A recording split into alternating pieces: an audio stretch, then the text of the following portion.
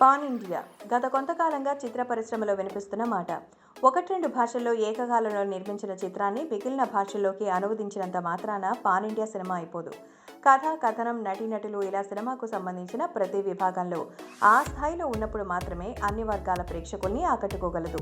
ప్రస్తుతం దక్షిణాదిన అగ్ర హీరోల చిత్రాలు ప్లాన్ చేస్తూ పాన్ ఇండియాను దృష్టిలో పెట్టుకుని తెరకెక్కిస్తున్నారు.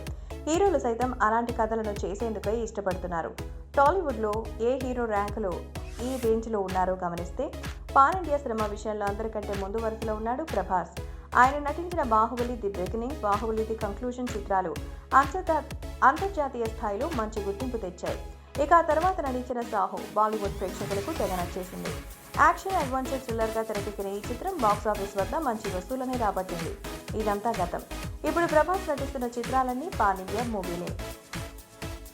అగ్ర దర్శకుడు రాజమౌళి తెరకెక్కిన ప్రతిష్టాత్మక చిత్రం RRR. ఎన్టీఆర్, రామ్ చరణ్ కథానాయకుడిగా భారీ బడ్జెట్తో ఈ సినిమా తెరకెక్కుతోంది. ఇప్పటికే 70% పైగా చిత్రీకరణ పూర్తి చేసుకుంది. అన్ని అనుకూలిస్తే వచ్చే ఏడాది సంక్రాంతికి రావాల్సిన ఈ చిత్రం కరోనా కారణంగా వాయిదా పడింది. ఈ నేపథ్యంలో అల్లూరి సీతారామరాజుగా రామ్ చరణ్, కొమరం భీమ్గా ఎన్టీఆర్ పాత్రలు పరిచయం చేసి సినిమాపై భారీ అంచనాలు పెంచారు జక్కన్న. చారిత్రాత్మక పాత్రలకు కల్పిత గాథను జోడించి రాజమౌళి సినిమాను తెరకెక్కిస్తున్నారు. వచ్చే ఏడాది వేసవికి సినిమా ప్రేక్షకుల ముందుకొచ్చే అవకాశం ఉంది.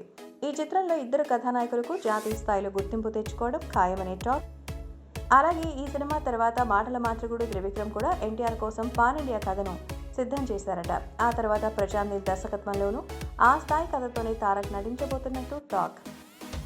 అల్లు అర్జున్ కథానాయకుడిగా సుకుమార్ దర్శకత్వంలో తెరకెక్కుతున్న చిత్రం పుష్ప.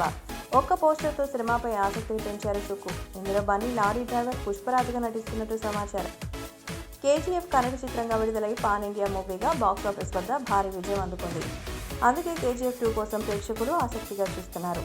ఈ సినిమాతో యష్కు జాతీయ స్థాయి గుర్తింపు లభిస్తుంది. మరి ఈ సినిమా కూడా పాన్ ఇండియా మూవీగా విడుదల కాబోతోంది.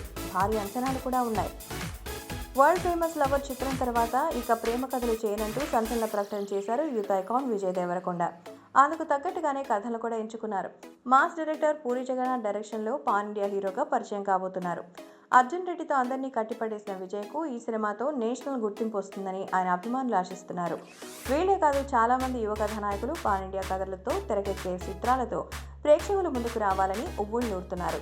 ఇప్పటికే నటుడు రాణా పలు హిందీ చిత్రాల్లో తళుక్కున మెరిశారు. మరి భవిష్యత్తులో ఎవరెవరు పాన్ ఇండియా స్టార్లుగా మారుతారో చూడాలి.